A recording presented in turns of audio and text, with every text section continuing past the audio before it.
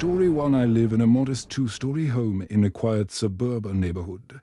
Nothing about it ever struck me as unsafe, and since I worked from home, I spent most of my time upstairs in my office. My desk faced a wide window that overlooked the street. I liked cracking it open for air while I worked, especially as autumn rolled in and the evenings grew crisp. One afternoon, round lunch, I glanced outside while stretching my arms and froze. A man stood at the edge of my yard completely still. He wasn't passing by or checking his phone. He was just standing there, his head tilted slightly upward toward my house. I couldn't tell if he could see me, but I felt like he could. After a long, uncomfortable pause, he turned and walked down the street. Dotted rattled me, but I tried to brush it off. Weird, yes, but maybe harmless. The next day, I was swamped with video calls. In the middle of one, I zoned out and glanced through the glass again. My stomach dropped. The same man, same place, same blank stare pointed at my house. I lost track of what my coworkers were saying. By the time I dared look again, he was gone. That night, my nerves kept buzzing. I stepped outside, pacing my driveway. From where he'd stood, the line of sight to my office window was perfect. He'd definitely been watching me. Later, while cooking dinner, I called my brother and told him. He brushed it off, saying, probably some weird neighbor, but I couldn't shake it. Around 9 p.m., while watching TV, I heard slow, deliberate footsteps outside. They moved past my porch, stopped, then retreated down the walkway. My chest tightened. I crept to the door and peeked. Through the peephole, a lone figure was vanishing into the darkness. When I opened the door, a note was taped to it. Just 4 words. Patrick, open the door.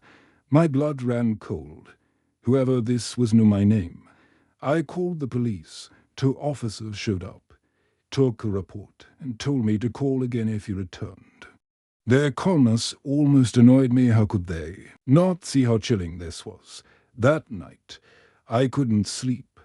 Every sound in the house felt amplified. I laid in bed wide-eyed until just after 2:30 a.m., when I heard a knock at the front door. Not loud, not hurried, just 3 steady raps. I froze. 30 seconds later, 3 more knocks. I called 911 immediately, whispering into the phone while the knocks kept coming. Always the same rhythm, never frantic, just patient, waiting. The dispatcher told me officers were on their way. Still, the knocking continued, soft, steady, almost polite. My pulse was hammering so hard I felt dizzy. Then, just before the sirens came down the street, the knocking stopped. When the cops arrived, the porch was empty. They searched the neighborhood but found nothing. For 2 weeks after, they had patrol cars circle my block. I never saw the man again. It's been months now, and nothing else has happened. But the memory won't leave me. The sight of him staring at my house in silence, the note with my name, the endless patient knocking in the middle of the night. I still keep the blinds shut in that office. Story 2. It still makes my skin crawl when I think about it. Worse than the memory itself is the thought that she might come back someday. I don't know what she wanted, why she was there, or if she ever really went away. This happened when I was a freshman in high school. I grew up in a small, quiet town, the kind of place where time seems stuck a few decades behind. Most of the houses were far apart, swallowed by trees and long stretches of overgrown land. My family's home sat deep in the woods, built years ago by my dad and grandfather. The trail that led to our house wasn't paved. It was just a rough dirt path, half hidden by branches and roots. School buses didn't come anywhere near it, so I had to walk nearly a mile to a friend's house to catch a ride or just make the long walk to school myself. Most mornings I didn't mind. It was peaceful, listening to birds, the rustle of leaves, the cold air filling my lungs. One morning, though, that walk wasn't peaceful. Up ahead, sitting right in the middle of the trail, was a car I didn't recognize. No one ever came down here unless they were family or close friends. So instantly my stomach twisted. Inside was a woman. Her skin was pale, almost grayish, and her messy hair looked like it hadn't been brushed in days. The shadows under her eyes made her look like she hadn't slept in weeks. When I got close, she glanced up at me. I quickly looked away, but I could feel her gaze clinging to me as I passed. That night, I mentioned it to my parents at dinner. The moment I described her, both of them froze. My mom's fork hovered above her plate, and my dad's expression tightened. They brushed it off, saying she must have been lost. But I could tell they didn't believe that. Their eyes said something different. The next week, they started driving me to school. That might not sound strange, but both of them left for work before sunrise every day. For them to suddenly delay their schedules just to drive me felt off. I thought it was overprotective, but I figured they were just trying to be safe. By the following Monday, nothing unusual had happened, and I convinced myself the whole thing was just some weird fluke. So, when I set out walking again, I wasn't really worried until I reached that same bend in the trail. She was there again, the same car, the same lifeless eyes staring at me through the glass. My chest tightened, panic already clawing up my throat. This wasn't a coincidence. Twice, in the exact same spot. On the exact days I walked alone. No way. I decided not to pass her this time. Instead, I veered into the woods, trying to act casual. That's when her engine rumbled to life. She rolled forward, following me, then killed the engine again. I walked faster, leaves crunched. A car door slammed shut, then footsteps. My full name, she called out, her voice low and unsettlingly tender, like a mother coaxing a child. That froze me in place. She shouldn't have known my name. When I finally turned, she was standing there. Her face was pale, her expression completely flat, but her eyes heavy, exhausted, and strangely intent. Locked on me. She looked sick, like someone on the edge of collapse, yet her voice was disturbingly steady. I bolted. Branches scraped my arms as I tore through the woods, my breath loud in my ears. I didn't stop until I was sure she wasn't behind me. I circled back, sneaking through the trees until I reached home, then called my parents. They came rushing back from work and contacted the police. What I didn't expect was how quickly they recognized a. It was my dad's ex-wife, someone he hadn't spoken to in nearly 20 years. She'd struggled with severe mental health problems and had a history of episodes. My parents had already suspected it was her when I first described the car. They even reported it. But when police checked on her, they said she seemed fine that entire week. She'd apparently been lurking near our property, watching. She knew exactly when my parents left early, which meant I would be walking alone. After that day, my parents never told me what became of her, whether she was taken away, moved, or simply disappeared, and honestly, I don't think I want to. No. What keeps me up at night is the question. What was she planning to do?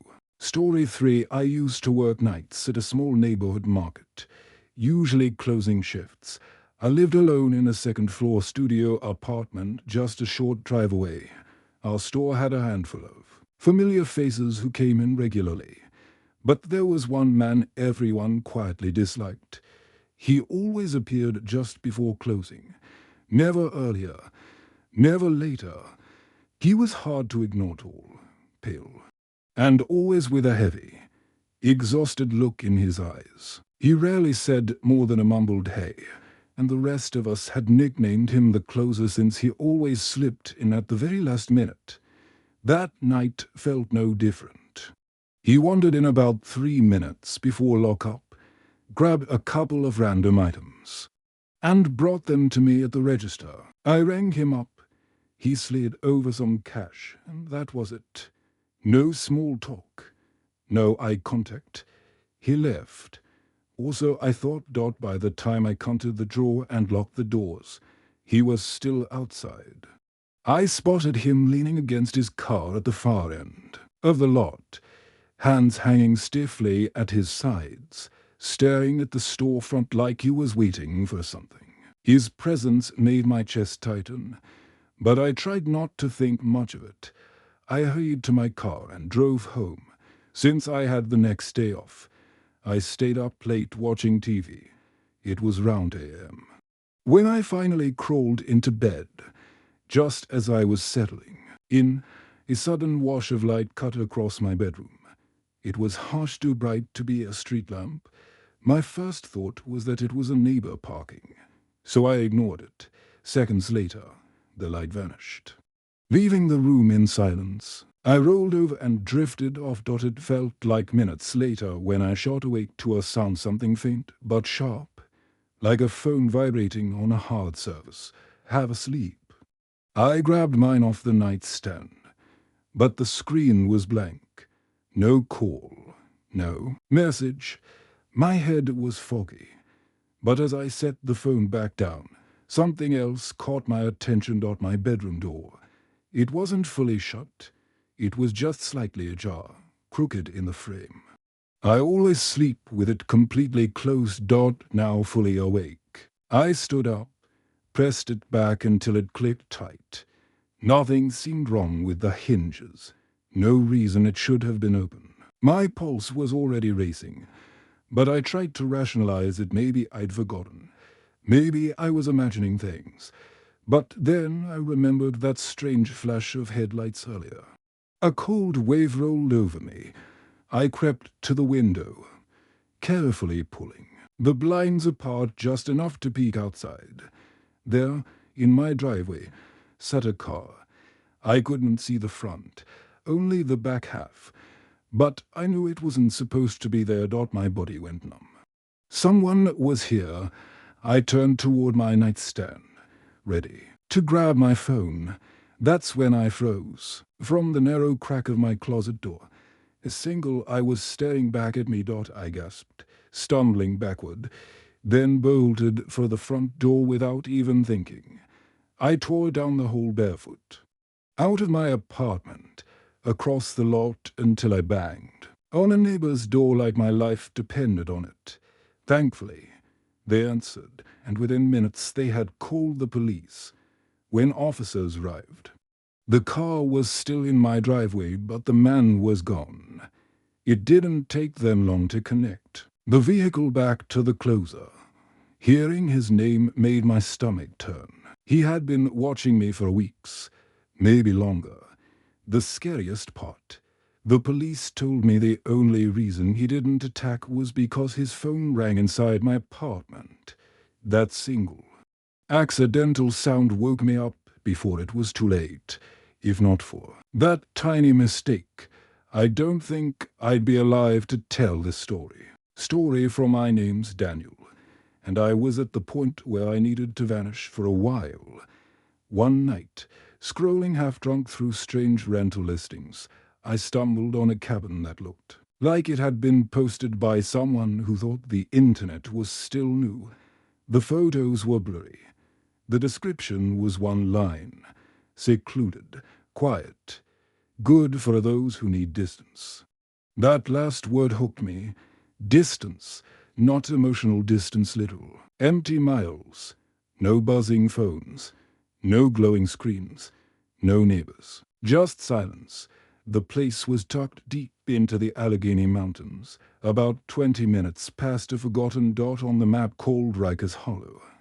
I booked a week without thinking. Monday morning, I threw a duffel into my trunk and drove until the road turned to gravel. then to something that was hardly a road at all. Dust swallowed my mirrors, and the trees pressed in so tight it felt like I was being funneled towards something.